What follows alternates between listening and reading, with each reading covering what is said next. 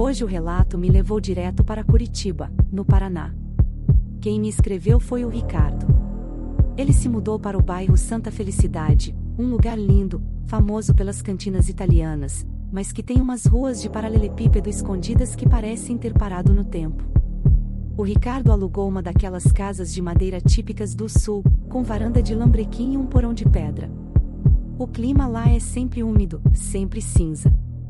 E como todo bom brasileiro, a primeira coisa que ele fez questão de colocar na cozinha foi um filtro de barro. Sabe aquele clássico? O São João, com a torneirinha vermelha. O Ricardo diz que a água de filtro de barro é a melhor do mundo, mas ele não sabia que aquela água estava sendo servida com um ingrediente que não é deste mundo. O Ricardo me mandou fotos, gente. E o que tinha dentro da cuba de cerâmica daquele filtro não era lodo, nem sujeira de encanamento. Ele disse que a água começou a sair com um gosto doce. Um doce que lembrava metal e flores velhas. E quando ele decidiu abrir o filtro para limpar, ele percebeu que o filtro estava respirando. Nada, a casa em Santa Felicidade era um charme, mas tinha um porão que o dono deixou trancado. Eu não me importei. No dia da mudança, uma vizinha muito antiga, uma senhora que parecia ter a idade da própria cidade, apareceu no portão com um filtro de barro embrulhado num pano de prato encardido. Ela disse: "Toma, filho. A água dessa terra é pesada, você vai precisar disso para filtrar o que vem do chão." Eu achei gentil. Instalei o filtro no canto da cozinha, bem em cima de um balcão de fórmica antigo. Na primeira semana, a água era divina. Gelada, com aquele gostinho de terra fresca. Mas na segunda semana, a neblina em Curitiba baixou de um jeito que a gente não enxergava o vizinho. E foi aí que o filtro começou a fazer um barulho. Não era o som das bolhas de ar subindo, era um som de sucção. Como se algo estivesse bebendo a água de baixo para cima. Gente, pausa aqui. O Ricardo mora sozinho. Ele disse que enchia o filtro de noite, e de manhã, a parte de cima, que tem capacidade para 5 litros, estava vazia. E não tinha vazamento no chão. A cozinha estava seca. Onde diabos estavam indo 5 litros de água por noite? Eu comecei a acordar com uma sede insuportável. Uma sede que queimava a garganta. Eu ia até a cozinha, no escuro, e bebia direto da torneirinha. Foi quando senti o gosto. A água estava espessa.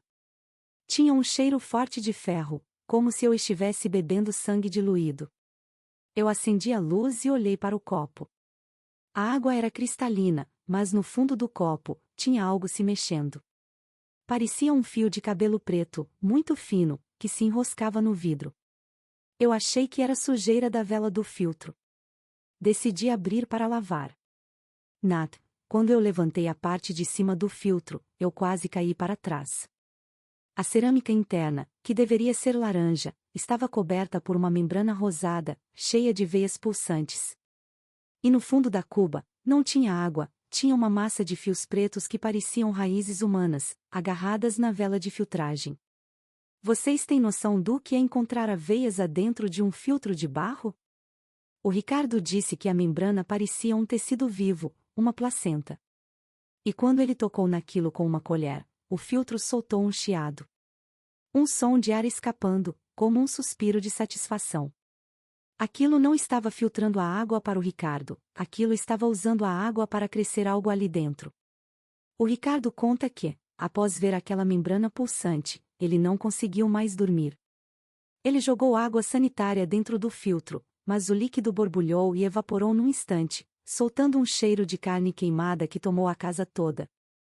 Foi nesse momento que o som começou, mas não vinha da cozinha.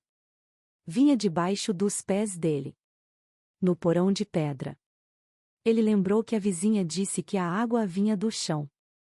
Ele pegou uma lanterna e, com um pé de cabra, forçou a porta de madeira do porão que o proprietário tinha proibido de abrir. O ar lá embaixo era tão úmido que a lanterna mal conseguia cortar a neblina interna.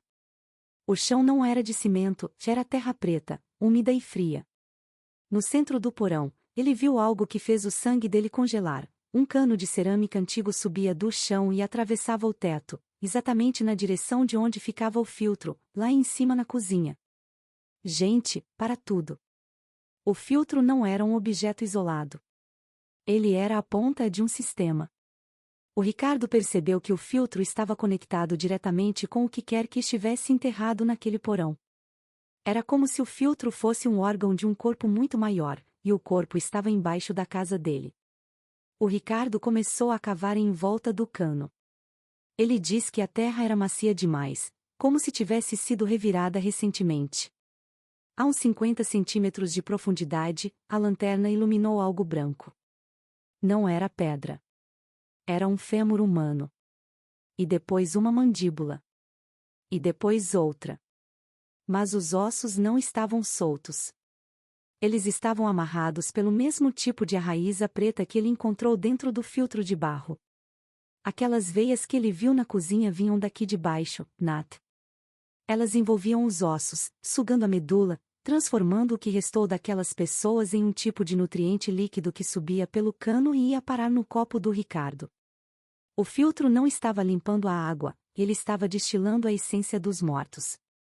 Eu não sei se eu teria a coragem do Ricardo.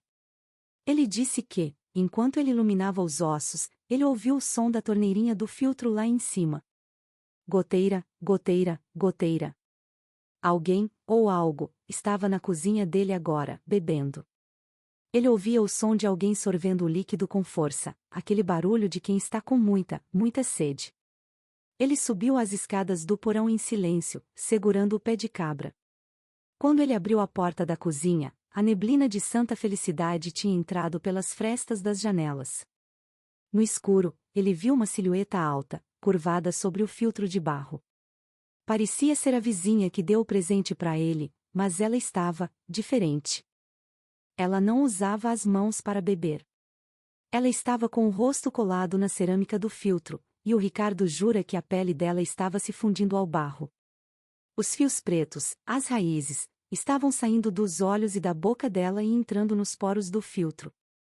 Ela se virou devagar para ele, com os olhos completamente brancos, e disse num sussurro que parecia vir de dentro de um poço: "A terra de santa felicidade tem fome, Ricardo. Se a gente não der de beber para ela, ela come o dono da casa. Bebe, filho, bebe para você fazer parte do solo também. Vocês têm noção do peso disso?" O Ricardo disse que a vizinha não era uma pessoa comum. Ela era a guardiã daquele sistema. Ela precisava que alguém morasse na casa para manter o fluxo da água, para alimentar o que quer que estivesse enterrado no porão. O filtro era o contrato de aluguel, e o pagamento era o próprio corpo do inquilino, gota a gota. O Ricardo conta que, no momento em que aquela mulher se virou com as raízes saindo dos olhos, o instinto de sobrevivência falou mais alto que o medo. Ele não pensou. Ele avançou com o pé de cabra, mas não contra ela, contra o filtro. Ele desferiu um golpe com toda a força no bojo de cerâmica. Nat, ele disse que o som não foi de barro quebrando. Foi um som de osso rachando e um grito agudo, desumano, que não veio da vizinha, mas de dentro do próprio filtro. Um líquido escuro, grosso e quente espirrou no rosto dele, e não era água. Era algo com a consistência de sangue venoso. O filtro se estraçalhou no chão, e aquelas raízes pretas começaram a se contorcer como vermes moribundos fora da terra. O Ricardo disse que, assim que o filtro quebrou, a vizinha caiu no chão como um boneco de pano desinflado. Ela não morreu, ela simplesmente parecia ter ficado vazia. Ele não esperou. Correu para o quarto, pegou a chave do carro e saiu cantando pneu pelas ruas de paralelepípedo de Santa Felicidade, sem olhar pelo retrovisor. Ele passou o resto da noite em um hotel no centro de Curitiba. No dia seguinte, voltou com a polícia. Quando entraram na casa, a cozinha estava limpa. Não havia cacos de barro, não havia líquido no chão, e a vizinha tinha sumido. Mas o pior foi o porão. Lembra que o Ricardo disse que tinha visto ossos? Pois é. Quando a polícia cavou no local que ele indicou, eles encontraram um antigo poço artesiano que tinha sido lacrado nos anos 40. Dentro do poço, havia registros de uma família inteira de imigrantes que desapareceu durante uma epidemia de febre tifoide. A A história oficial dizia que eles foram enterrados no cemitério local, mas a verdade estava ali, e eles foram usados para adubar ao solo daquela propriedade. E o filtro era o cordão umbilical que trazia essa agonia para a superfície.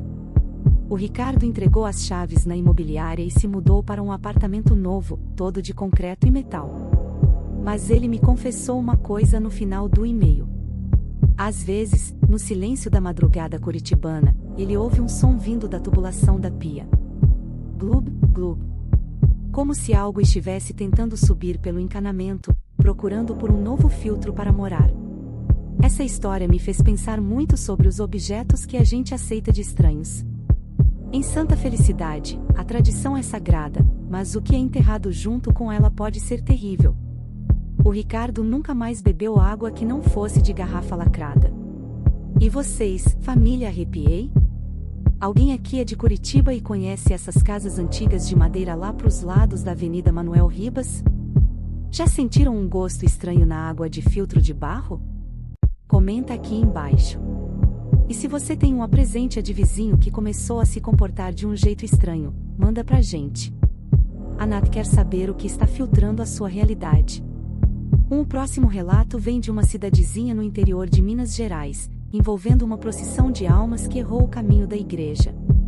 Mas isso fica para a nossa próxima conversa à meia-noite. Até lá, fiquem de olho na cor da água que vocês bebem. E se ela estiver doce demais, pare de beber agora.